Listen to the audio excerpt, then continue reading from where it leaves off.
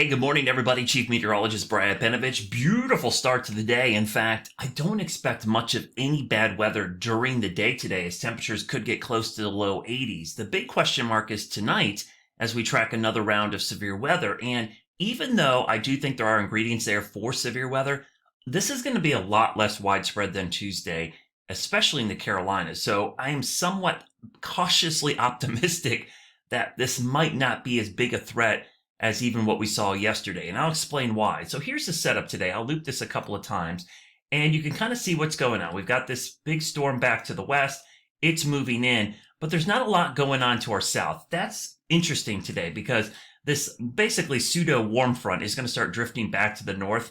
And that's going to be a big focus of how much warm, humid air gets in here. And I think a lot does, but a lot of the guidance or the modeling, if you might hear it referred to, shows the ingredients there, but not a lot of storms developing. The storms that could get going, though, could potentially be severe. In fact, supercells are a pretty high probability. I'll turn on the severe weather outlook today, and you can see how the alignment is. It's definitely a much higher risk to our west and southwest, much lower over the Carolinas, but certainly the western Carolinas today and really tonight have a higher risk than even what we saw yesterday. So those are the areas we're kind of watching. Let me look at the tornado probabilities. You can see, again, we're in the 2% in green, 5% in brown. The highlighted area today seems to be down here in southern Georgia, South Carolina, Savannah, Albany, Macon area for possible tornadic activity. Now, this front continues east tomorrow, so you do see that low to medium risk shift to the coast because it's all about this front pushing to the east. So this is going to be the big player. It doesn't get here until the wee hours of the morning, and then tomorrow it's right there. So let's take a look at some of the short range guidance on what could be happening later tonight, and we'll kind of get the timing of this all down.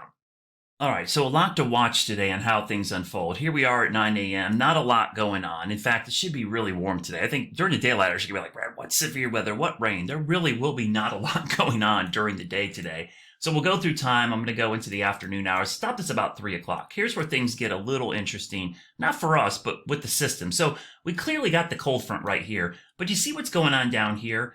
That's where that heightened tornado risk is and where the higher risk of severe is. Notice the storms are really scattered, but in here, these are isolated cells. The potential that some of these could be supercellular, which are rotating storms, is definitely elevated. So while there's not a ton of them, the chances of them rotating are pretty significant. So we'll go into 4 or 5 o'clock.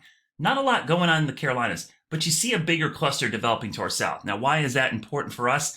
I've seen this happen before, and this is a distinct possibility. These storms develop and block some of the better fuel or moisture for storms in the Carolinas. They can't get up here, and the line is really doing all the action. So this could deter, this thing right here could really deter some of the activity over the Carolinas. So we'll have to keep an eye on that. But by 8 o'clock, I do see some cells trying to develop around the Carolinas. So we have to watch. So if you're looking for a time frame, we need to really start paying attention. It's 7, 8, 9 o'clock now, which seems weird. It's after sunset. Probably not going to matter because of the amount of forcing. So you see this? Not impressive looking. It looks way more impressive to the south, but don't get caught up in the bright colors. I had someone say, bright colors mean severe weather. Not all the time. They mean heavy rain or hail. In this case, I'm looking at the look of the cells. Like, are they small? Are they kidney bean shaped? Are they linear like this thing coming through the Knoxville area? That's really more what I'm watching for because you could see there's individual cells in there, and especially back here to the west around 10 p.m. This is where I think if we're going to see severe weather, it's going to be this stuff right here. This is 11 o'clock.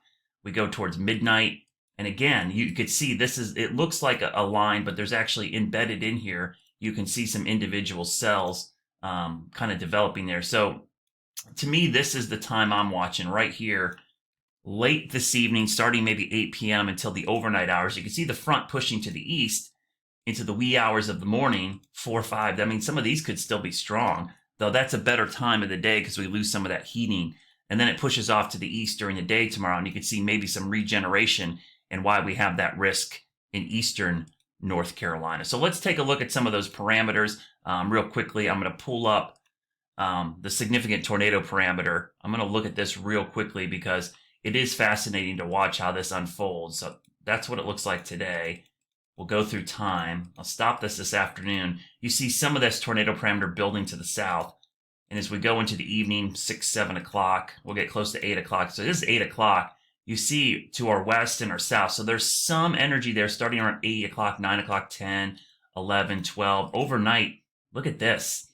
That overnight, midnight, 1 a.m., 2 a.m., there is some energy there. So unfortunately, while the risk isn't widespread, this could leak into the overnight hours. So it's a really good idea that you have a couple different ways to get warnings, because then we go through tomorrow, that threat shifts off to the east. So again, the overall threat with this is low for our area, but it's not zero. And the biggest concern with this system is the storms that do get going will likely be severe, even though maybe the overall chance of rain today is 40, 50%, mainly this evening. Maybe 15% of those could become severe, and the tornado risk is between 2 and 5%. So supercells are what you never want to see. Those are the worst storms because they tend to produce the big hail, damaging winds, and obviously tornado threat there. Hail and wind is always a big threat with supercells. They don't always produce tornadoes, but it definitely, the wind and tornado threat is something you watch for with supercells. I do not like seeing supercells developing on any of these products, but that's what we have. They're isolated, which means some of us won't see anything at all, but overnight tonight, that's the time frame. So let's go back here, starting really 8 o'clock, 9 o'clock, and after is where things get active. So I'll stay on it this afternoon, but the good news is during the day today, no worries. The worries will really start to happen after dinner time tonight. That's the time frame you need to be weather aware, and of course, we'll have you covered online, on air, and on social.